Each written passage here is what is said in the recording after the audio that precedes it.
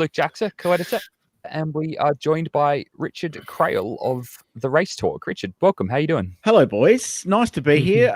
Long-time listener, first-time attendee. Great to be here.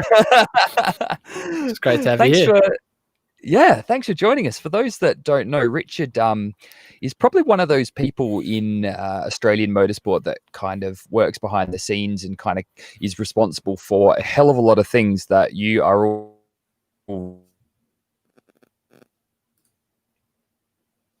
Did we lose Andrew? I think we've lost Andrew.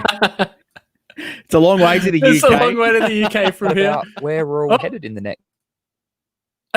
No, he's definitely gone. I mean, I can fill in for Andrew as well if you'd like. Yeah, if you want to go it's not a problem while I'm here. Yeah. Wait here.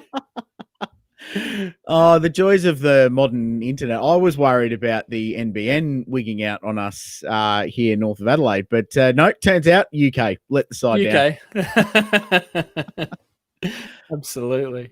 So far away.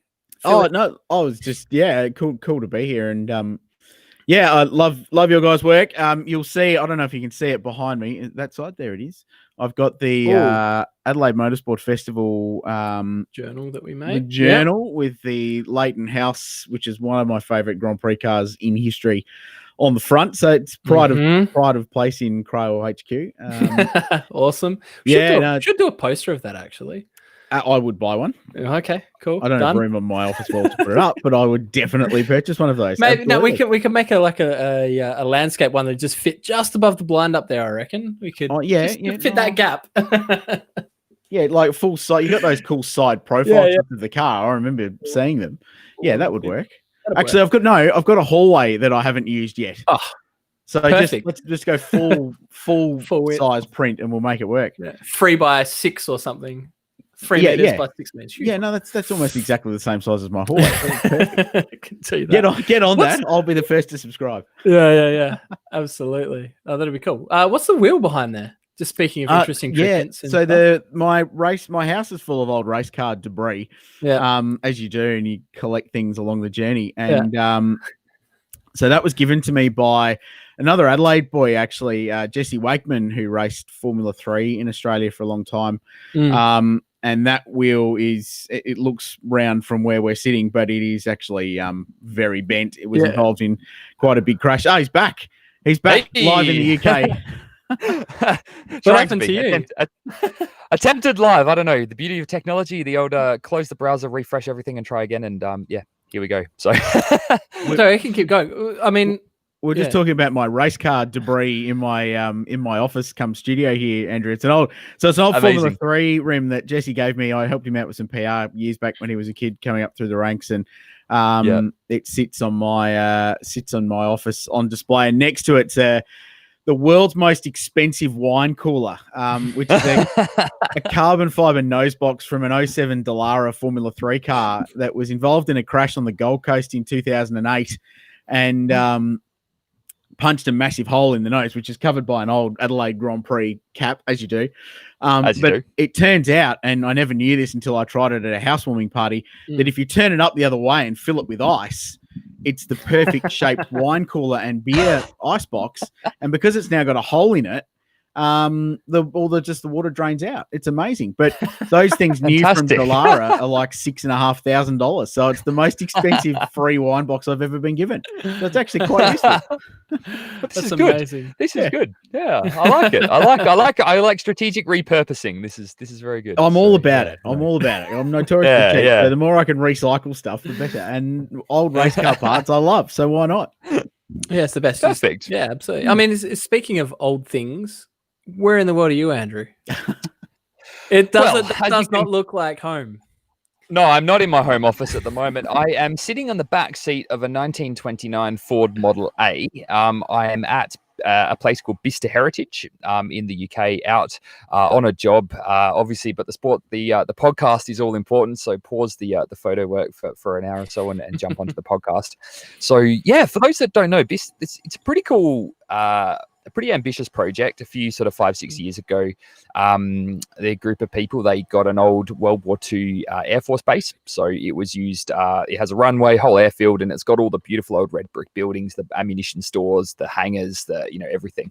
And they've gradually been renovating it back into a business park just for classic cars. So all of the buildings have been, they're all heritage listed. They've been beautifully restored. The gardens are lovely. And you've got all of the guys that do, the really intricate radiators and exhaust work and all the skills, motor trimming and that. And so I'm here with the Wrigley Monkey Brewery. They are based at Bicester Heritage here. They brew a bunch of beers here, and I do. So I'm here. I'm not going to move my computer just in case I upset the apple cart again. But to my right, we've got the famous Sports Purpose Porsche dealer. They've got the famous Paul Smith stripy Arts 901 still wearing its GP Ice Race stickers from the last event. Actually, I think I attended. Really, you did. Just to my right, you've got Auto Waxworks, which is an amazing detailing company just across from that. Across, if I look, we've got Robert Glover Limited. I can see an Alfa Romeo. I think it's a 6C 1750. It looks like from here. There's an Alvis and a Bugatti of some sort just across the way, and then of course the brewery just behind me. They are brewing like mad. They're opening tomorrow night, first time opening since the lockdown. So obviously it's all hands on deck to get ready. So. Yeah, and we've got a few bottles here. It's a bit early to get stuck in, but got them on display anyway. Is it though? Middle of a global pandemic. I feel like gloves are off like 11:30 your time, isn't it? That should be fine. Funny you say that, Luke Roberts, the chief brewer. I was sort of just getting set up for the podcast, and he stuck his head in, and I've got my coffee here, and he's like, "Oh, you really should have a beer in your hand." And I thought he was joking, but actually, I think he's dead serious. So. Most brewers I know generally are. So it's a very cool spot to be, and and it is raining because it is summertime in the UK, which means that it is raining. So I'm staying dry and cozy in the Model A. So awesome. Cool. It's a good podcast studio. I like it. It works. Yeah, I think it's good. I might have to see if we can do a deal. Well, see, the beauty of that is it would be mobile. Slowly, exactly. But it would be mobile. Slowly. So you could take it wherever you want to go. Slowly. So yeah. Very cool. So mate, where do we want to start? Richard, I want to hear about, obviously, the fact that at the moment it's just the most bizarre time in world history. It is the most bizarre time in motorsport history, really, because even during obviously World War II, when motorsport was just stopped, whereas now we've got this kind of halfway house of, is it stopped, is it not? You've got people doing some things, people doing not. You were at the Australian Grand Prix back in March, which was the first sort of where it all kicked off, and certainly made the headlines over here about what the hell's going on. Can you tell us a bit about how that unfolded and what it was like for you there? Yeah, it was an incredible day, and I think everyone there will remember it for as long as they're involved in the sport, and even if they're not. Just the way it all unfolded, and there was a consciousness about of obviously this thing was pretty serious, and that there would be some ramifications down the road. At that point we never knew how much this whole coronavirus thing would affect the world back then. It obviously seemed serious. We knew there'd be some outcome, but at that point it was all, when we rolled into town on Wednesday, and I was there with Porsche Carrera Cup Australia, and it was the second round of our championship. We were just in full race mode, as you do before a race meeting, and it felt very, very normal. The only difference early in the weekend on the Thursday, where F1 doesn't run, was that they were very, very big on the messaging of wash your hands, use hand sanitizer, do some social distancing, things like that. But when you're putting 60,000 people into a closed-off racetrack, that's pretty difficult. So, it's hard enough to do it at Woolies, let alone exactly right. Do it at a racetrack, let alone a major international event. So the first indication we got that it was going to be an issue was when the McLaren guys were diagnosed with COVID and isolated in the hotel room. And that, from memory, happened on the Thursday. And that was when we all sort of went, oh, gee, the F1 side of this event might be a bit shaky now. And obviously we went through Thursday from a Carrera Cup point of view. We had a practice, quali, and a race. We were the only category who actually got a race that weekend. We wrapped up. By the time we left the track at about 6:30, it was all starting to brew that McLaren might be out of the race. And that might put the GP in doubt. Would they continue? Wouldn't they? How would it all play out? The F1 CEO, Chase Carey, was on a plane coming from overseas, so he wasn't on the ground. So there was a bit of speculation there. I snuck into a little pub near where I was staying in South Melbourne, just had a quiet feed and a beer, and went back to my hotel room, and then just watched Twitter unfold for the next couple of hours until I fell asleep about what was going on, and woke up in the morning with the news that F1 probably wasn't going to happen. But at that point, the event was still on and things were still happening. Supercars were going to run. Craill Cup was still going to run. So I walked into the track. They weren't letting ticket holders in. So there were lines starting to build at the gate. I was in there pretty early before general admission opened anyway. And as I was walking in at the Grand Prix every year, they have the 2-seat Minardi Formula One car pounding around doing corporate rides, and still powered by V10. So it's the best sounding race car on the planet these days. So I just stood by the fence, and it was a sunny morning, pretty blustery though, and you could feel there was a change coming in, which came in later on. I just stood on the fence for 15 minutes watching Will Davo drive this 2-seat Minardi around and hear an F1 car. Yeah. I rolled into the support race paddock where we were pitted, and that kicked off a sequence from about 8 o'clock that morning to the event still going ahead. The event's still going ahead without Formula One. The event's still going ahead, but there'll be no, which would be weird. Then it was the event's still going ahead, but there'll be no spectators allowed, which would be weirder. And then it was it's all off, and then it was no, it's back on again, and then it was we're just going to run Friday, and then everyone's going to go home, and then at about 10:30, it was we got the kill sign from our boss at Porsche, and he said, no, I've just spoken to the GP Corp, and the whole thing's cancelled, and the rest is obviously recent history. And I jagged a flight to get home out of Melbourne that night and spent the weekend at home when I should have been at the track working. But and obviously it's all teed off from there. So Friday the 13th of March, boys, will stay with me for a long time. Crazy day. Crazy day. Friday the 13th. It was Friday the 13th. Yeah. I could not write that stuff. Seriously. It's off a day to have it on. Unbelievable. Yeah, you literally couldn't, because if you the world traveling circus flies to the other side of the world for the first race of the season, and they're going to get set up and they're going to do a practice session, and then it's all going to get canned. No one would believe you if you tried to write that as a story. They'd just, not going to happen. That's amazing. So we didn't believe it. We didn't believe it there. Like, even when the news broke that Formula One was out, we're like, really? Is that a thing? Like, has this ever happened in the history of the sport that in 70 years of Formula One that they rock up to an event but actually don't race and just pack up and go home? Like, I do wonder. I was thinking when all that happened, like, what would have happened if Bernie was running the show? Like, would they still have gone on? It would have been like America, like all those years ago when 6 cars ran or something. Yeah. Like. I think they had no choice, because even over here watching the commentary coming out from the non-Formula One media, it just sounded like going ahead with that race would have been the most irresponsible thing. And there were people saying, like, come on guys, what are you doing? You should have canned this a week ago. But still, what an incredible time. So so where are we heading now? How's it going to unfold? Obviously no one knows, but at the moment with V8. What's your best guess? It's been a really interesting time. It's been massively challenging for everyone involved in the sport, as you guys would know. But I think there are some positives to come out of this, believe it or not, down the road. But and I'll come to that in a minute.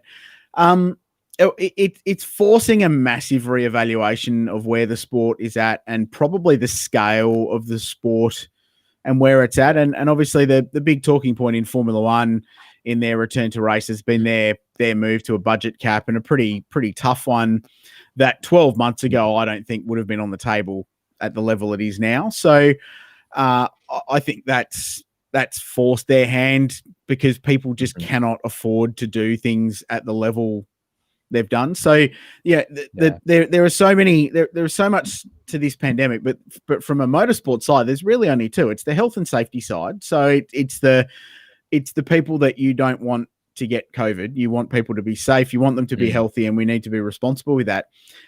and the other side of it is the business side. And you mentioned World War II early on, and the difference there is that it's such a commercial game these days at the professional level that pushing pause on a thing it's really not an option.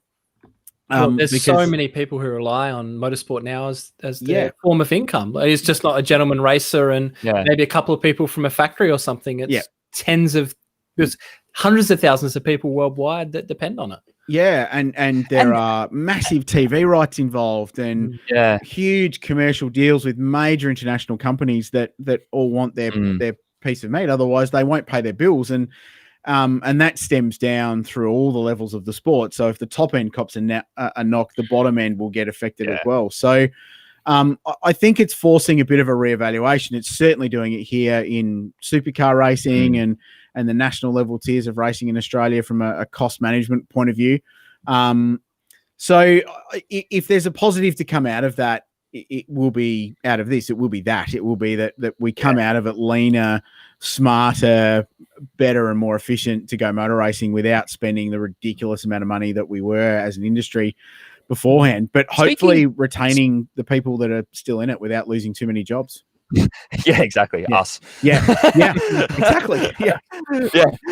But speaking of commercial rights and whatnot, how do you is there any outcome of what happened at the Grand Prix? Because I mean, a lot, where do they stand contractually that if you've sponsored an event and the event doesn't happen, were there clauses? Who paid? Did they not pay? Like, who were the winners and the losers out of that situation? Do you know? Yeah, well, I think just in the end, everyone lost really. So my understanding of it is that Formula One didn't pay. I don't think they needed to pay their fee in the end, but there was an accommodation worked out between Australian Grand Prix Corp, who are the promoter, and Formula One. But so AGPC Melbourne pay F1 to turn up, and it's $40 million AU, so it's a heap of cash. So that they certainly didn't pay because they didn't get it, but there's still the bottom line cost of building the event, and even though it's in a parkland, it's still a temporary circuit. It costs a heap of money to build and tear down. So, and they didn't have any ticket sales, of course, because they had to refund everyone that had bought tickets, and that's their main revenue driver for the event. So, look, it hurt them, but it could have been much worse. And again, your point, what would happen if Bernie was in charge? I'm sure Bernie would have still charged them to rock up regardless. So I think it's probably a look, we'll just wash our hands of it and we'll come back in 21 hopefully and have another crack at it. Well, geez, there's almost with everything that's going on in Victoria at the moment, there's almost a good case to bring the Grand Prix back to Adelaide again. Adelaide, I'm okay with that, boys. I don't know about you. I think that'd be tremendous. That'd be great. We're here. We're ready. COVID free. Why not? Yeah. 0 cases again. Yep. Why would you want to come to Adelaide? Yep. Mate, we touched on this last week, but I just think that's so sweet, isn't it? I know why I'd want to come to Adelaide. Yeah. I don't think I need to say, but anyway. Yeah. No. So I agree. So what happened with V8 Supercars? There's a bit of a madness in the last. Yeah, and that's been another scramble. Supercars and Supercars were affected by the Grand Prix as well because that was a championship round. They then shut down until 2 weeks ago when they returned to racing in Sydney, and they did a really good job of that too. But the Melbourne lockdown that's occurred this week has really affected Supercars because 5 teams are based down there, and they got a phone call at 10 o'clock on Monday morning going, "You guys need to get out of Melbourne, otherwise we don't race." So Kelly Racing, Team 18, Tickford, and the others all had to scramble to get their cars and drivers and crew across the Murray River north of Melbourne into New South Wales by midnight Monday night this week so that they could continue to race next weekend at Sydney Motorsport Park again. I was reading a press release from V8 Supercars about that, and they were saying, look, they probably could have applied for, doing... an exemption and all that kind of stuff, but I don't think they could have, because I remember it's not really an essential service. The health minister in South Australia actually came out and said when they closed the SA border, and that he came out and said that we will be providing exemptions for exceptional circumstances. Then he's like, AFL football is not an exceptional circumstance. So I'm sure if they're taking that line with footy, they definitely would have taken it with supercars. That like no deal. Which is why they had to scramble to get out, because you just couldn't risk it. And it goes back to what we touched on before with the commercial side of it, that they just had to find a way to continue racing, because it was being so tough losing what they've lost already in the championship, that to lose any more of it would be not fatal, but really, really challenging for the sport here to continue on. So they had to do it. So it's a massive sacrifice, boys, for and the race car drivers, they're probably remunerated reasonably well for that for the most part. But for the mechanics and the engineers and even the drivers, they've all got wives, kids, families that they've just left behind. So that they can continue to go racing. It speaks volumes to the passion in the sport. Yes, it's their job, but I would say to a T, they all realise that what they're doing is for the greater good, because it keeps the whole sport going, and it probably ensures they continue to be employed down the road, which is positive. Exactly. And I think the other thing as well, and I think the government definitely in the UK were aware of this, that getting sport, major sport back up and running in a time when everyone is very stressed and sort of freaked out and everyone's nervous. Like I think supercars does, and football and, all the other things that do have a role to play in giving people something to take their minds off. Like I think there is a benefit to society in having that there. If they were all escaping so that it was a rich boy's private track day and gates closed and no one was there, then maybe there's an argument. But I think here definitely you're providing entertainment for people at a time when they really need it. So I think it's definitely. There's definitely only the right so much Netflix. Everyone's run out. Your recommendations keep circling around to stuff you've already watched. I've seen that. Well, what I've been doing is watching 90s Formula One races, because I don't know how they turn out. Like, I don't know what happens. So it's just Hungarian Grand Prix in '96. It's exciting. You don't know how it's going to finish. 97 would be the Hungarian Grand Prix to watch, wouldn't it? That was Damon in the Arrows, almost won the thing for Arrows. The old... See, Craill, you now have just proven how your motorsport knowledge is far deeper than mine. Look, as you both know, when you grow up in Adelaide, having a Formula One of knowledge of Formula One is an inescapable fact. It's in the genetics, right, of being from this part of the world. So, I'm a tragic, certainly. So, mate, why don't you touch on how you came to be? What do you do now? What do you do? That's an existential question. Okay, what did you do 3 months ago? Before the world imploded. So I mean, I've been incredibly lucky to work full-time in motorsport for myself for 15 years now. And broadly speaking, doing PR, public relations, writing, bit of journalism, commentary, jack of all trades, master of not very many of them. It's fantastic. So my primary business is the PR consultancy side, mixed in with doing the commentary. So I work for Porsche, calling Carrera Cup and Sprint Challenge and a couple of other categories as well. Work for Fox Sports on their supercar broadcasts on their support category stuff, and Bathurst 12 Hour. And if it ever kicks off, we'll be doing some stuff with Seven on the Shannon's Nationals later this year, which is really cool. So just massively lucky, and it all stems from growing up with the sport here. I have a dad who enjoyed the sport, not diehard passionate, but sort of, we'd watch Bathurst every year from 6 a.m. in the morning right through to the end, and have the touring car rounds on. Adelaide Grand Prix is probably the crux of it all as well, and that you get suckered in when something that big is in our little city, that you just get drawn into it. And there are so many people from this part of the world that I know and work with to this day that their reason for being in the sport remains that they grew up those 11 magic years of Formula One in Adelaide. And that's their touch point for being in motorsport, and it's sort of spread out from there. And it's the same for me, and that was such a cool era. And I was so young when it started, so I literally grew up with Formula One in the city, and still vividly remember going to my first race in the early 90s and just being drawn into it all. So mate, it's a charmed life, and I'm very, very lucky, and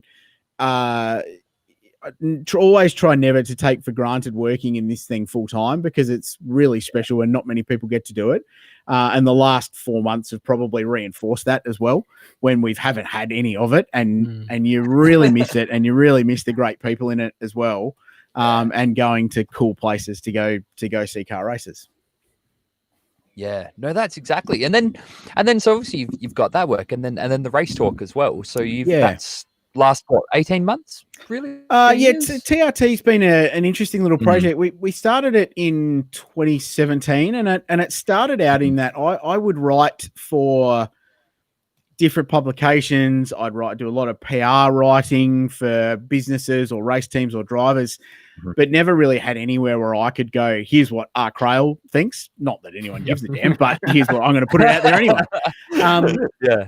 Rather than 140 characters on Twitter, which I still do and overtweet all the time. But so it started out as a bit of an outlet for that, and it started. We built a website for a race series that we were trying to get off the ground that never happened. So I'd invested in this website and had it sitting there, paid for, good to go with all the functionality, and had nothing to do with it. So I thought, I'll turn it into a glorified blog.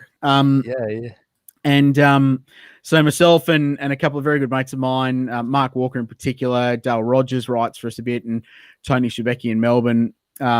We collaborate on this little project called the Race Talk, and we've sort of established it to be an alternative source of motorsport. Not so much news here, but commentary and opinion. But we want to stay away from the clickbait, Facebook comment rubbish opinion. It's sort of, we've all been in the sport for long enough that we can go, here's what we think and why, or here's some cool history, here's a bit of background, here's a cool story that a Speed Cafe or an Auto Action wouldn't normally write about or report on. So we found a little niche with that, and it's been a great project. And actually the last 4 months have probably been the most satisfying we've had on this website, because we've just gone, right, well, what we've got to come up with some cool stories, and because there's no real racing going on. And it does my head in that we've had our 3 biggest ever months, and there hasn't been a single car race on to write about. So all of a sudden now the motorsport's coming back. Well, gee, we got to maintain the rage now and keep this stuff up. So so it's a bit of a side project from my main business, but it's becoming commercialized as well, so it's another little feather in the bow just to help the business side of things, which has actually been really good in the last couple of months, especially. Because I really like going to the Race Talk, because I use Speed Cafe for my news. That might sort of just, but, it's almost like asking a mate what it was like. And the big one for me was when the Bend ran their the LMP2 cars and they had their sort of 4 hours at the Bend. And not being there, reading your report of it, it was very much as just asking a mate, like, what was it actually like? What was the feel of it? And I really got that sort of from your reporting, which Speed Cafe and those other outlets just don't they'll deliver you the hard facts, but without that story. That's that's cool to know. And that's exactly what I want to do with it. And I really enjoy writing those pieces, the stuff that you sit down at the end of a race and go, right, I want to get something out in half an hour, and just go bang and see what comes out without actually, not you think about it, but not over analyzing it, and just try and get that sort of first hot take on what happened. Just that natural flow conversation that like we would be talking right now. No idea where it's going to go. Let's just talk about car racing because it's cool. And that, mate, that LMP2 stuff was exactly that, because I'd just been out. I had a photo tabard. I was around the back of the Benz GT track on that. It's a roller coaster bit of road that no one had seen before because they literally hadn't run a race meeting on it. So I wanted to, I'd been out there and seen these incredible corners and these high aero, very quick LMP2 cars hammering around this joint. And it was bloody good. Like, I said, this is awesome to watch. So I wanted to try and get that across. And I knew that Auto Actions and Speed Cafes of the world wouldn't, that's not their job. They're to report on, so-and-so was fastest, or so-and-so crashed, or so-and-so burnt to the ground. So yeah, which they did. Correct. I didn't mean that little bit of irony there, but it actually worked. But yeah, so I'm really, really pleased that you picked that up, because that's exactly what we're trying to do with it. And that's cool. The points too, I like the point that you made, and it was something that I hadn't really considered, that when you said that the spectator numbers were actually pretty good, but just because the circuit is just such a bloody big place, it looks like there's no one there, but there's probably actually quite a few people there, and it's like that just sort of made me think, like, actually, that's a good point, that that the bend is never going to be full. Like, you're never going to see that full unless you can get 500,000 people there. Which you never would. Yeah, no, you're bang on. No, the crowd that weekend was actually really surprising. And it's a shame they're not coming back next year for obvious reasons. But that it's really positive that they've locked that event in for 3 more years, I think, which is terrific. Coming back end of 21, 22. Because that event to me felt like the Bathurst 12 hour in year sort of 3 or 4. So as it really started to build and grow and gain some momentum, it felt like they launched really strongly, and that with a couple of years of solid growth and it coming back and building that repetition and the familiarity and educating people here about Le Mans prototype racing, I feel like in 5 or 6 years, that event will be a really cool hallmark event for the sport to have and hang their hat on, and then it could become WEC. Like, it could be anything. I think the potential is enormous for that place and that event. Well, yeah, I think as well, like, having that caliber of car at that track is like match made in heaven. That's exactly what it was built for. So rather than just seeing club cars running around, getting some proper international LMP2s there is pretty cool. Yeah, and they were awesome to watch. Like, those LMP2 cars are proper racing cars. LMP3 is great, but they're not much quicker than a GT3 car. And but when you get an LMP2 car with the V8, they scream real hard, and they point and turn a bit like an open wheeler wings and slicks car. They've got that much aero, big slick, great power down, like that traction. When you watch them come out of a slow corner, you visibly see them go and fire out of a slow corner. But then the high-speed aero stuff is really impressive. And the bend exposes that, because there's so much quick stuff where they're relying on that downforce and the slick tire to change direction.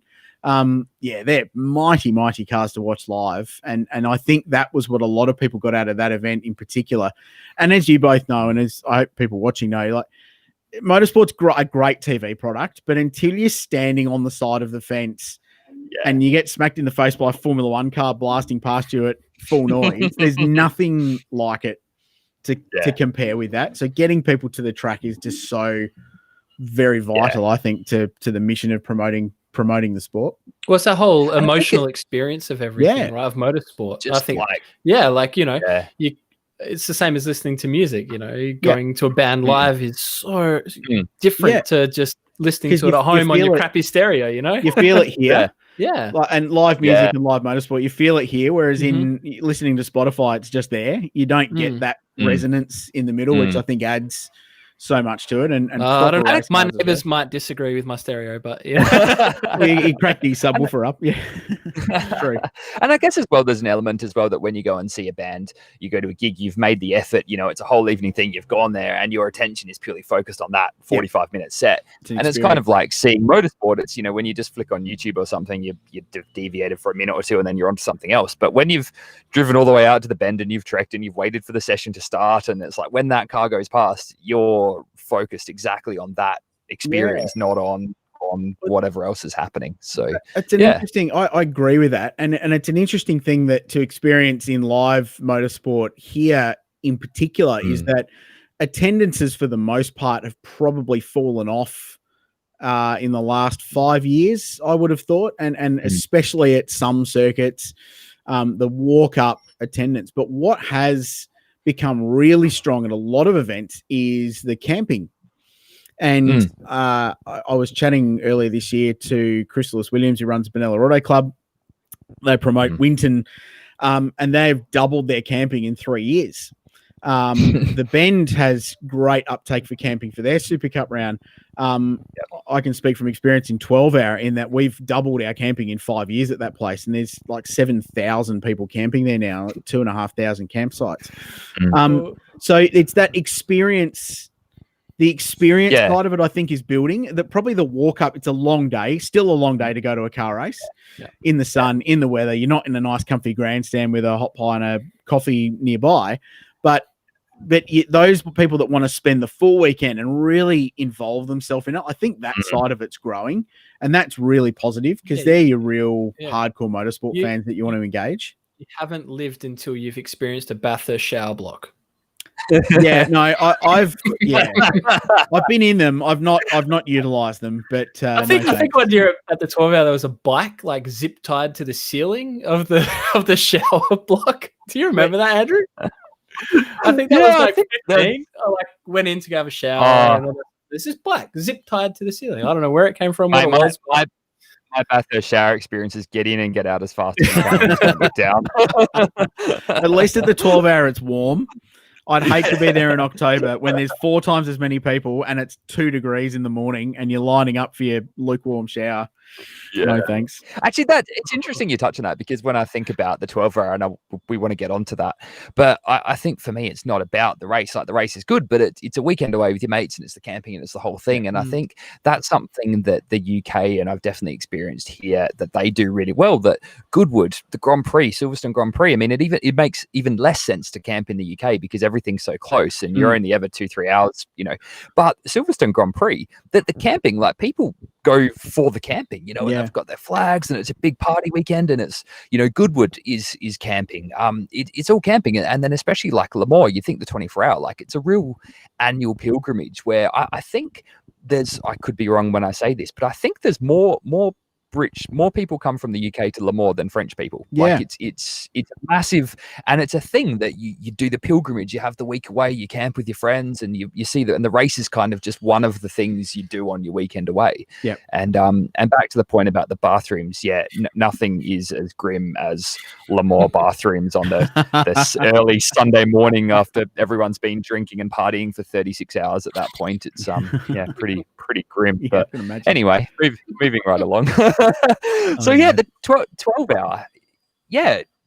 Tell us about the 12 Hour because you were quite instrumental in establishing that. I don't know about instrumental, but the 12 Hour is really special motor race, and I've been involved in it since it came back in 2007. So I was still a young'un back then, and I was at the mountain. It was run on Easter in 2007 when it came back as a production car race. Had like 36 cars or something. It wasn't a great field, but it was the first step into bringing it back since that cool era in the early 90s when it ran through 91 through 94.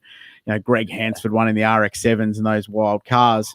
And I was there with Aussie GT at the time calling, and no one was getting paid to do anything. It was real bare bones race.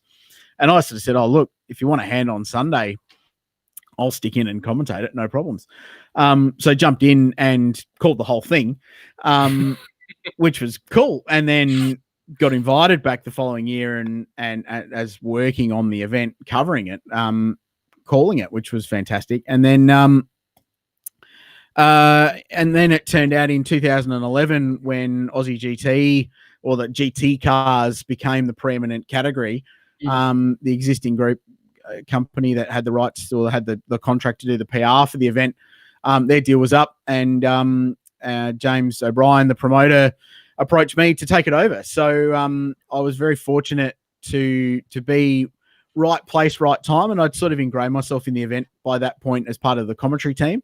And James, the promoter, asked if I wanted to do the PR as well, which I said, yeah, absolutely. And then got to experience rebuilding the race from 2011 onwards, when we basically started from scratch as a GT enduro. A lot of the production car guys didn't like that. They disappeared. We went back to 24 cars, I think it was, that first year. How did that decision come about? Because that was always an interesting one for me, how, I guess not having inside knowledge and not being involved in that decision making. How did it happen? it was a question of how do you grow the event beyond what it was, and it had reached. The production car competitors would probably disagree, but it had reached critical mass. We were getting 55 cars, good racing, but it was never going to get under that set of rules bigger than it already was, both from a commercial standpoint and from a competitive standpoint. And they link hand in hand as well, because with big name drivers and brands come more commercial input and TV deals and things like that. Yeah. So it became a challenge to where do you grow the event? What will grow the event further forward? And the answer was GT racing. And at the point GT3 was going, and still is, going through this enormous growth phase with major races like Spa 24 Hour and World Challenge Series around the world. So it made the obvious decision. It pissed a lot of people off initially. And we went from having 55 cars in 2010 to 24 the year after, because all the production car guys went, well, you've taken our race away from us. We can't win it. Why are we going to run? But what it did was drag in Audi, who came with Team Yost, to just the most impressive race car team you've ever seen, a pair of factory-backed Audi R8s, one of them crewed by Works international drivers, one of them with an Aussie driving squad that included Craill. If you want to promote an event, put CL in your car and you sell tickets. It's a guarantee. And from there, it was able to grow. And that was what stimulated this growth that has been on for 10 years that hasn't really stopped. But it was, we've got to find a way to evolve it and grow it. And GT racing was the answer. So it was a risk. The financial returns that first year of GT racing would have been appalling. I have no idea what the books would have looked like, but long term, it's proven to be the right option because the crowds have grown, the camping, the corporate. Like this year's race, the corporates were sold out in October last year. So Bentley and there was a Verve Cliquet lounge, a champagne lounge at Bathurst. Yeah. It was amazing. Porsche have corporate stuff, and so. That side of it would have never grown to that extent had it still been a production car race. With the fullest of respect to those guys, it just took it to a new level. But they've kind of found their home. Yeah, they have. 6 hours. That's kind of turned into the production version of it. So and before it got kiboshed, and they're planning to run that in November this year, and I very much hope that's on because it'll be a cool race. They had more than 70 entries for it. Yeah. So huge. Yeah. So they've taken that and they've owned it for their own, which is fantastic. So it's got its niche. Yeah, and like 6 hour racing will be good for production based teams, and like a sign of the numbers is, I guess, the attainability for more teams to do the 6 hours and 12 as well. 12 is a pretty big R. Yeah, and the beauty of the production car thing is you've still got teams who go, let's put a roll cage in our little car and rock up in Class E and pound around all day and get on the Bathurst podium, and it still happens to this day. So it's guys turn up in XLs. They ran the XL challenge cars. Scott Stevenson. Scotty did it. Yeah. That's awesome. Yep, that's absolutely. Awesome.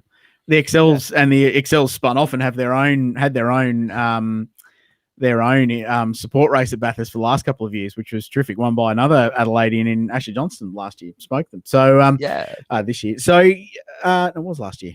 This time is so confusing right now. So yeah, look, it's worked out really well, and the event now is and you know, there's you think some of this talk is PR, but it is 100% not. When drivers go, this is one of the top 5 races in the world in endurance racing. And you go, PR there. I'd like to believe your own PR, but it actually is. And it's now, you know, in the GT universe, it's the Spa 24 and this.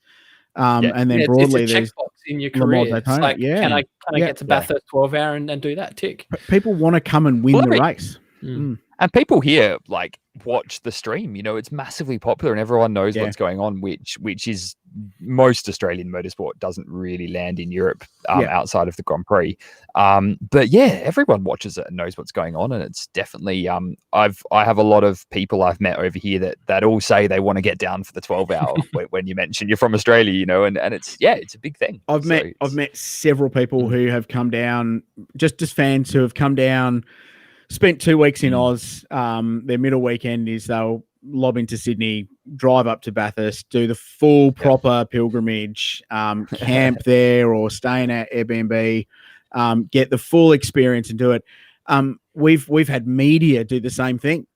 We've had international journalists from the US, from Europe, massive in Germany. I think the German brands and the proliferation of them in GT racing probably helps that. But guys that have come out now, media don't, as you boys will know, don't generally travel on their own dime. Unless someone's paying for them and putting them up in a hotel and providing the Porsche at the airport to pick you up and you get something off the press fleet for the weekend. Generally, they don't travel on their own dime, but we've legitimately had journos who've gone, just want to come down. We just want to see this event and be there. Can I please get a media pass? Well, of course you can. Absolutely. No worries. So that I think that's a sign of where it is respected in the global community, which is really, really cool to experience and to have been a little part of building that through the TV coverage over the years. And also, I think it doesn't hurt that almost every year for the past at least 3 or 4 years, the racing has been insane. Like the last 20 minutes, half an hour has just been edge of your seat type stuff, which you can't manufacture that. You can only just kind of hope it happens, and every year it does. It delivers, you know. Bathurst delivers. Bathurst delivers. Yeah. John Hindhaugh, copyright. Yeah. No, you're right. And Craill's it. Craill's it. Let's do that. I'm sorry. I really wanted to do that. No, Craill's that's fine. Anyway. Carry on. Look, seriously, bringing James. I remember James O'Brien, the former promoter. He sold it to Supercars in 2016, but he rang me in 2013. It would have been like 2012, and said, "Look, I've been put in touch with these guys in the UK Radio Le Mans. Do you know about them?" I was like, "Yeah, I know about them. Listened to them during the Le Mans 24 hour. Funnily enough, it's like, well, they've come to me with a proposal to come down." And what do you reckon? Do you think it'd be good? Would they add to it? I was like, well, yeah, I reckon they probably would. Aside from the fact they've got a turnkey audience of sports car racing fans who probably didn't know this race existed to that point, just having that international voice in the coverage, I think adds something to an Australian event. John is the voice of enduro. Voice of sports car racing, sports car enduro racing. So bringing them down, I think has played a role, and quite significant one, in the global popularity of the race, because sports car fans especially, you hear that voice and go, "Oh, what's going on?" and they listen. But funny story on that. And you mentioned that there's never been a dull Bathurst race. So their first race was 2013. And 2013 was a cracking race. We had a big field of GT cars for the first time. Erebus Motorsport won. Bernd Schneider was part of it, which was just cool to meet that legend. But at the end of the race, the weather went completely mental, and it torrential rain, and had Shane Van Gisbergen in Tony Quinn's GT3R on slick tyres in like Noah's Ark spec flood, passing people on the outside of Reed Park with all of the possible lock on his steering wheel sideways, passing people for position as they tried to race back to pit lane to put wets on their cars. And Hindhaugh said to me after the race, he said, "Crowsy, is it always like this?" And I said, "Well, yeah, kind of." And it sort of is. And then 2014, we had Lowndes and Maxi Book at the finish. 2015, we had the Nissan blazing off. 2016, we had Chio in the Nissan hunting down the McLaren. 2017, we had Whincup in the Ferrari, and Van Gisbergen in the Merc, and Mauro Engel tearing people up. And it goes on and on and on. We had these amazing races. So, and you're right. You just cannot engineer that. That place just builds drama naturally as it goes on. It just really, really, really makes me wish that someone somewhere would just summarize all of this into something. I see where you're going with bring it together. Do you think anyone would do something like that? I don't know who would put the time and energy into that. Who would be silly enough to do it? That's a very good segue, Andrew. That's outstanding work from you. I don't know what you're talking about. Well, do I plug my book now? We've set it up. It's volleyball. We've set it up, and you need to now tap it over the net. No, well, we've written a book. It's been in the pipeline for a while, and it's been something I wanted to do. And this year marked the 10th year of the 2011 shift to GT cars, so it seemed an appropriate anniversary, and just to track the growth and all the events that have happened. And genuinely, there have been an extraordinary number of events within these broader events to take place and tell these stories of. So, we've done the logical thing, which is to spend a lot of money on publishing a book in the middle of a global pandemic and financial crisis, which everyone does. But it's called Going Global, 10 years of Australia's international enduro.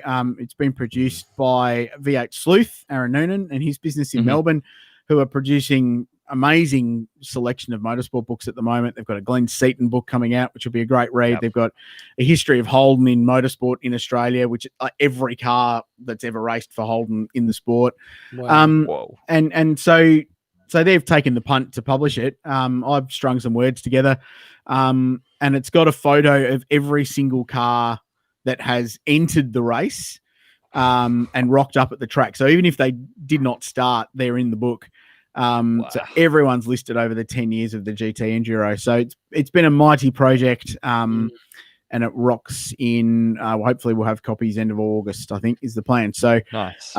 It's been really, really cool to do. And I went back and found stuff researching the stories that I had completely forgotten that happened, and just amazing little anecdotes that weave into the broader narrative of each year, that we've tried to weave into it. It's not a blow-by-blow historical accurate report of every race, like on lap 1, so-and-so did this, on lap 2, someone did that. It's more a broad, get the vibe, get the overall feeling of the broad story of each race. So, 2 years ago, Matt Campbell in the Porsche, we tell the story of the last 30 minutes, and in that, we weave in what else happened in the race. But the last 30 minutes was what was so critical about that. So it's that kind of storytelling. Lots of photos, hundreds and hundreds of photos. 90% of them are all sunrise shots from the top of the mountain or the bottom, which is fair because that's the hallmark of the event. That's all you need. 100%. But no, it's been a great project. I'm really proud of it. And I can't wait for people to get hold of it. And I think it does justice to the history of the event. And look, it touches on elements that are key to it. So that the supercar war that turned into them ultimately owning the event. That was a crazy period. No, it was insane. Try being the PR guy. I learned a lot that 12 months. And you work out who your mates are. It's that shut your mouth and let someone else talk first, isn't it? Yeah, correct. Which is what we did. We tell that story. We tell the story of Alan Simonson, the late great Dane, who we named the Pole Award after he died at Le Mans. So we explained that year. Yeah, that was tough. Remember that? He was such a cool dude. So it's I'm really proud of it, and I'd love for people to have a look at it. It's I think it's worth it because it's such a special motor race. Yeah. And where can people get a copy of it? They can go to the V8 Sleuth bookshop. So v8sleuth.com.au is the website, and just follow the little clicky links there, and you can pre-order now. Cool. 320 pages, all glossy hardcover. This is the first book I've ever promoted. Am I doing it right? I don't know. I think so. I think so.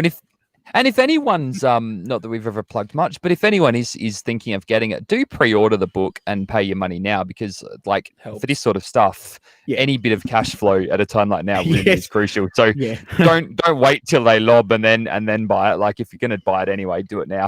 And we've only done thank you, I appreciate it. We've only done 1,200 copies too, so 1,200 for 12 hours. So the 1,000 for 100 for every hour of the race, basically. If I buy one, will you sign it? If you want to devalue it, Luke, sure. No problem. I don't know why you'd want that in it, but sure, I would be happy to personalise an autograph for you. I'll do that. It'll remove all of the resale value you might be able to get on eBay in a few years. I don't know about that. Anyway.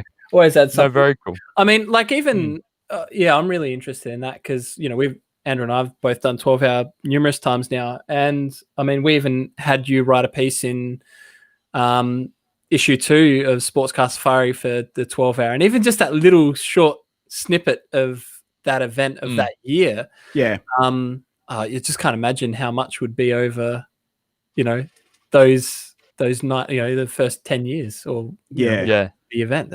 That'd be huge. Did that because of? Yes, go on. Sorry. Has that made you rethink about how you document what events you do and what you see? That's a really good question. Probably the way I document them. Yeah. Like a lot of the events I go to are because I'm working there.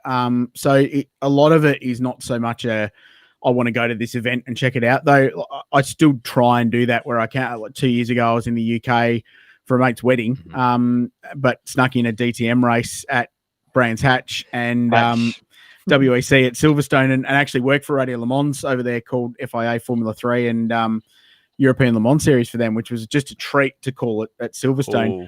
And all the Aussies in the paddock who I knew, which is several of them, I was getting these messages going, "Are you here? I can hear this.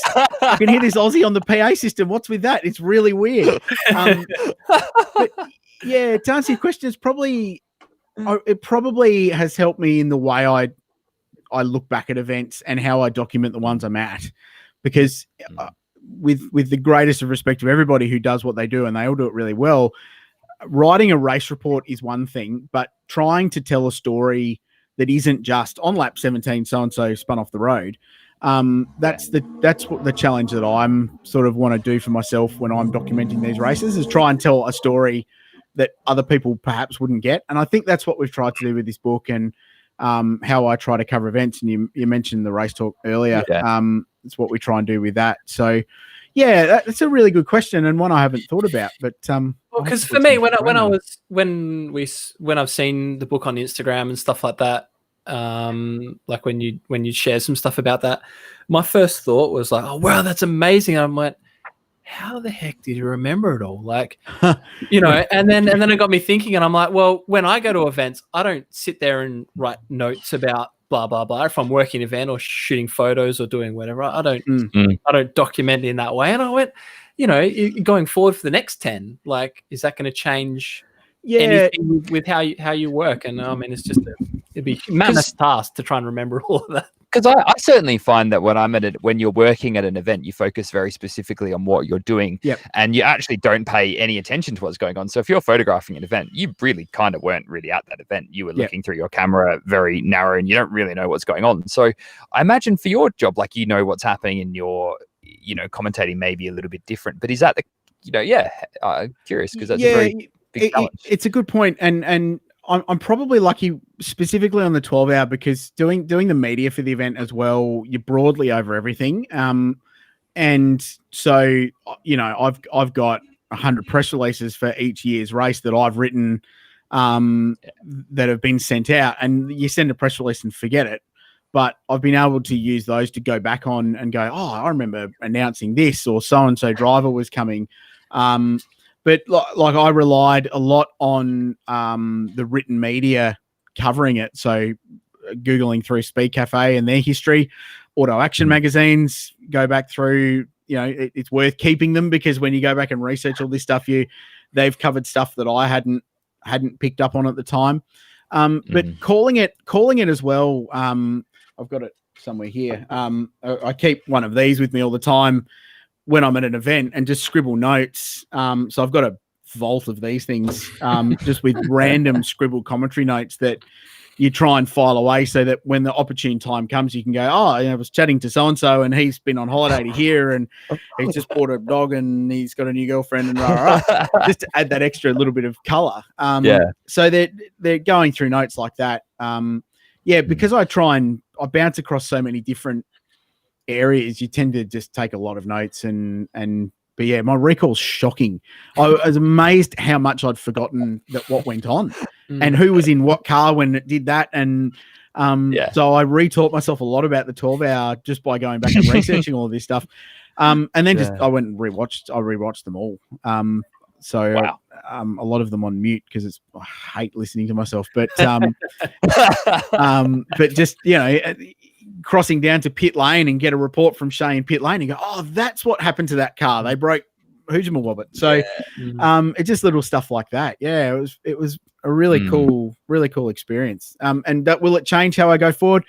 Probably not, because I'm set in my ways and it sort of works. So if I write another book in 10 years' time, I'll just go through the same process probably. Again. Yeah.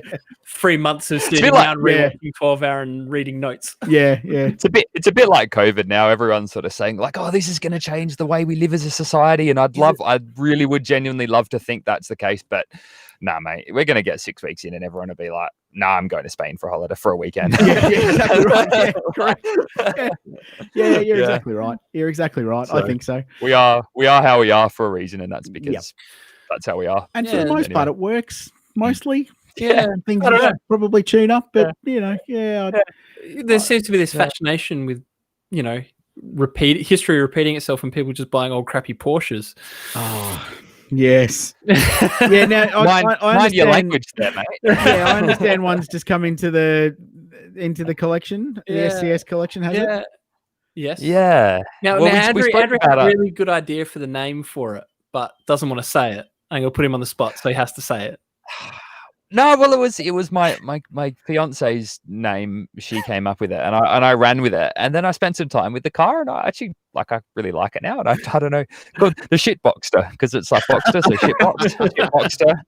And she's like, yeah, we could call it the shit Boxster, and I was like, yeah, that's really funny. And then I drove the car home, and I was like, actually, it's a bit offensive. I really like it.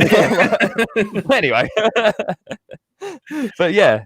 Mate, I'm sure we've bored our audience to death with the ins and outs of my shit Porsche. Why don't you tell us about your shit Porsche? Well, mine was very much the same as yours, in that when I got it on the road, I was like, I really love this thing. It's great. I don't want to rubbish it anymore. So I'm a proud owner of. During the one thing I have done during this pandemic, and you find more time because you're not traveling, is I've watched a lot of YouTube, and I've become slightly addicted to. There's half a dozen YouTubers in the States that their sole purpose in life is to buy rubbish old cars that are terribly broken and either do them up, race them, or flip them or whatever. Which ones have you been watching? This isn't quite right. Hoovie's Garage I quite like. He's funny.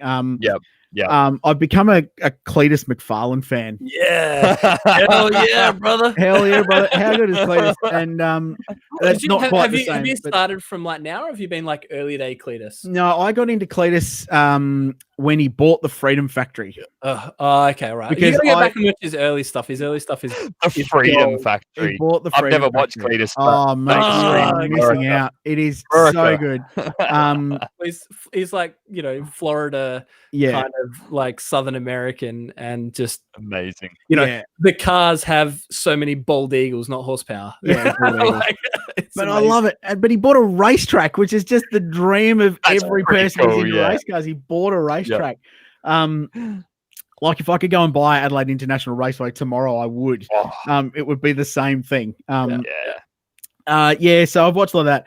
But if I was one of those automotive YouTubers, and I'm getting to this point eventually, boys, is that I would go, this is the cheapest Porsche 944 in Australia because I paid $2,000 for it. As you know, and I'm sure as many know, people in the motoring and motorsport industry are actually deep down all enablers. And it's like a drug addiction, and if you've got one, you've got to keep sustaining it. So my good friend and colleague Mark Buick of Buick Motorworks on Richmond Road, which I believe he's actually sold, he runs racing Porsches, and I got to know Mark quite well at the racetracks, and fellow Adelaidean. And he go, oh, do you own a Porsche, Rich? You talk about them all the time. Do you own one? I say, no, Mark, no, I'm self-employed, mate. There's no chance I could ever afford a Porsche. And he go, oh, if you could get one, what would you get? And would you get a 911? I was like, well, no, actually, I get a 944 because it's got pop-up headlights. And I'm a child of the 80s, and I grew up pop-up headlights, Ferrari F40, Porsche 944. They were the cars. C4 Corvette, they were the cars for me growing up. I love those 80s, that 80s styling. And he was, okay. Anyway, about 6 months later, he rings me and he goes, say, do you still want a Porsche? I was like, "Oh, Mark, yes, I still definitely want a Porsche, but my financial situation hasn't changed." And he goes, "No, hear me out. I've just bought one from a client, and it's buggered. I was going to part it out, but I honestly can't be bothered. I don't have time. We don't have stuff. I'll sell it to you for what I paid for it." And it was $2,000. And he sent me these photos of this beautiful little silver 1984 Porsche 944, standard 2.5. Love it. That's the same thing that happened to me. It's when you get the photos and it looks pretty good in the photos, and then you sell yourself on it before you've even seen the car. Yeah, then you see the car and you're already sold. That's already coming home. It doesn't matter what's wrong with it. I was sold on the photos. It was like, you don't need to do it now. I don't want to have it in the workshop for too long, but I'll send you some photos. Think about it overnight if you want. Let me know. He sent the photos, and it was 2 seconds later. It was like, I'll be down there tomorrow with a trailer. So look, long story short, I could talk about this thing for hours. But it had a really bad knock in the engine, which is either main bearing or valve contacting piston. I'm not sure which one. So it had copped a rev. So it drove, but it was broken engine. The interior had been stripped out. They'd put some racing seats in it, and it had been used as a track day car. And it was just flogged out. Every bushing, every bearing, everything was buggered, but there was very little rust. It was straight. It had the really cool cup wheels, like quite modern cup wheels on it, which are worth more than the car is worth in its own right. And it was just a cool thing to buy and do as a project. And it took me 12 months, but I engineered myself into an engine by doing some work for someone and didn't pay his bill. In the end, I was like, "Well, you could just buy me a 944 engine." He was like, "Yeah, I'll do that. That's better." Just rocked up on my gate. We put an engine into a 944, which is perilous because the car's up here and the engine sort of hanging above you while you're trying to bolt it in, and that's terrifying. MacGyvered an interior up from nowhere and put it on the road, and like it owes me $6,000 or something like that at this point. And it's now on the road driving. And I'm starting to work on the bodywork and pull some dents out, and I'm going to wrap it later this year. So I own a Porsche 944, which is the coolest thing in the world. And to this day, I've had it 3 years now, maybe more. Every time I go up to my shed, I go, "That's a bloody 944 in here." How good is it? So here's the harsh question. This is something it's playing on my mind a lot. Yeah. Are you financially at the point where you could have just bought one and have had the last 3 years of driving it? No, I'm not. And you're good then. Yeah, I'm okay. And it's insured. Yeah. It's insured for more than I've spent on it. So if something goes awry, I actually come out in front. You like to say that stuff? Do the insurance companies pick you up on that? Anyway, too late now. I think it's only illegal once you've made the claim. Yeah, if you talk about it. True. Fine. The car is valuable what someone wants to pay for it, not what you pay for it. If the RAA are listening, I do not want my Porsche to be damaged. So this is not I'm not trying to get your money. All right. It's no, I think it owes me 8. I said 6 before. I think it's 8. And like a roughish 944 these days is somewhere between 10 to 12 here. Okay, and a nice one's 25. So I'm aiming for somewhere up there eventually. But I'm never going to sell the thing now. I just can't see myself doing it. I've lost too much skin for starters, trying to fix it. But it's a great project. And like that, and you guys will both appreciate this. The first time I got it on the road, I'd got it running. I spent 6 months chasing a temperature issue, but got it right. Put some decent sack shocks in the front because the other ones you could compress with your hands like this. They were so flogged. And drove it up a really nice bit of road up here in the Barossa, which is our sort of road test road up Menglers Hill. And the first time I turned in and felt that 944 steering that it's so famous for, and the 50-50 weight balance, and the engine's really torquey, and it's got a lot of bottom end to mid-range grunt, and it pulls really cleanly. And I'd fixed the little gear shift linkage so the lever didn't flop around in the gate. It was really nice and tight. Like that was just one of the more satisfying moments of my life. So I love the thing. It's really rough. It's really tatty. It's got electrical dramas that you wouldn't believe. Hey, we've got Italian cars, right? Yeah, I do. This is the flasher relay out of it now, which has decided it would like to fail. And when the flasher relay fails, the interior lights go out and the brake lights and tail lights don't work. And I discovered that driving home at night the other night. So I'm eBaying for one of those at the moment. If anyone's got one, I'll give you my address. You know what I like about this is because obviously I'm not at home at the moment, but in my office, in my desk, I have Porsche electrical components sitting on my desk as well. So that's what I do. There's a I've got a broken piston from my Holden Ute, but I don't have one of those. No. That's a different story altogether. So yeah, well, I love it. It's great. One day, mate, in a couple of years' time, we might both have our cars running and finished, and we can So do we meet halfway in the Middle East or something? Is that mate, it's funny how you fall for these things, because mine was definitely bought as a car that I'm like, yeah, I'll just use it for a couple of years, have some fun, and then flip it, whenever. And then now I haven't even driven the thing really, and I'm like, I reckon I might bring it home. Something like it would be fun to bring it home and keep it after driving in Europe. And then you look at what Boxsters are worth in Australia, and you look at what this thing's hopefully going to owe me by the time it's ready. And I'm like, I'm pretty sure I can get it landed back in Australia all up, and it will owe me 10 grand from purchase price, what I've spent fixing it, and then the shipping and taxes. Really? I reckon it'd be sub 10 in Australia. Yeah, that's so cheap. That's amazing. And I'm like, it's probably a 20 grand, 25 grand car in Australia now. And I'm like, easy. More. Well, you buy a proper Nugget Boxster here, and it's 15, a proper Nugget early manual Boxster. You can get autos cheap, but but manual. And then it's like, you look at that, and it's like, well, why am I going to sell it? I'll just bring it home, and this is where it begins. And then, then of course, because there's a financial argument of, well, I can bring it home for 10 and I can sell it for 20 or 25, and that makes sense to do it. But of course, I'm not selling it. Like if I bring it home, I'm just go going anywhere. So it doesn't really matter what it's worth. It's kind of irrespective, really. No, it's coming home, and the first drive up Mount Lofty you do, it's staying in Adelaide for the rest of its life. Exactly. So yeah, well, I know the feeling. Could be worse problems and addictions to have. So definitely. That's what I keep telling myself. Cheaper ones though. Porsche genuine Porsche bits aren't cheap, are they? I don't know if you've noticed. Mate, have you looked at the price of Coke these days? We're doing okay. Yeah, true. I don't keep up with it that closely, but nor do I. But it's a similar sort of high you get though when it works. They come down when it breaks. Yeah, and a similar low when it doesn't. Not that I know about such things. Don't do drugs, kids. Do cars instead. Do cars. Yep. Yeah. Anyway, friends, should we wrap this up? I think it's been a good chat. I think we've covered all of the things we need to. We've plugged a book, which we can plug again. I really appreciate it, boys. Thank you. Yeah, no, mate. Well, I guess we can plug our own. Sports Car Safari issue 3 is now available on the web shop, sportscarsafari.com/shop.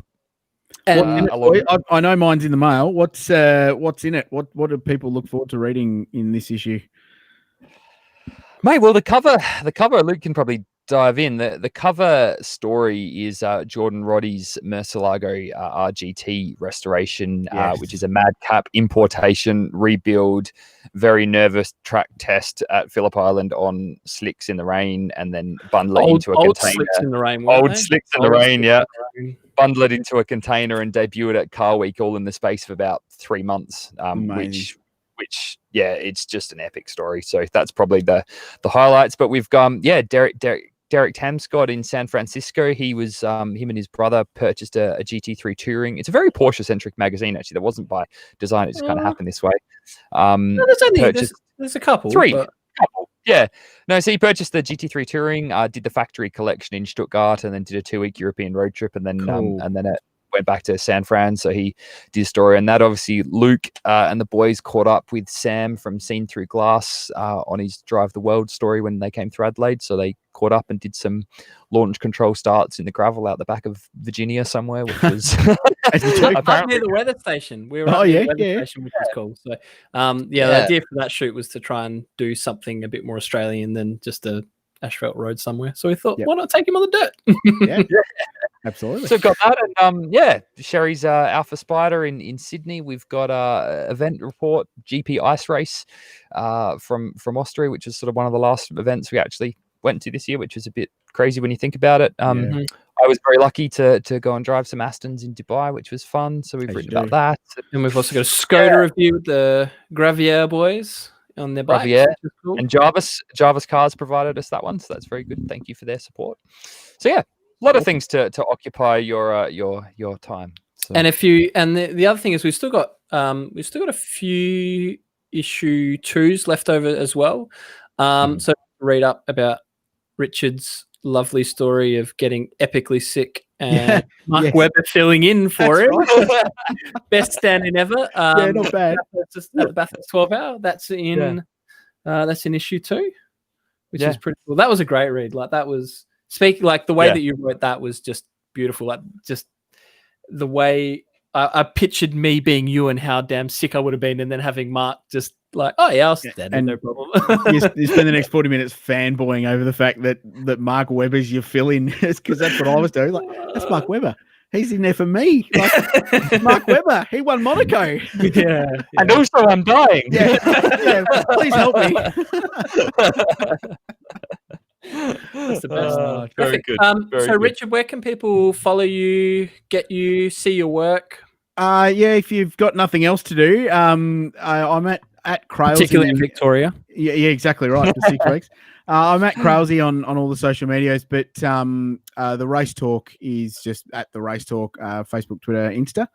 TORQUE, yes, not correct. ALK. It's an amusing and witty play on words that a 16-year-old version of me came up with when I was a kid doing community radio up here in the Barossa Valley. That's where it came from. Awesome. Awesome. And at the time, I thought I was very, very smart coming up with talk, and we were talking like it was double meaning. Hey, mate, when you're a kid. That was a big step for me back then. My English teacher would have been very, very proud. Because he wouldn't have been proud about anything else. Do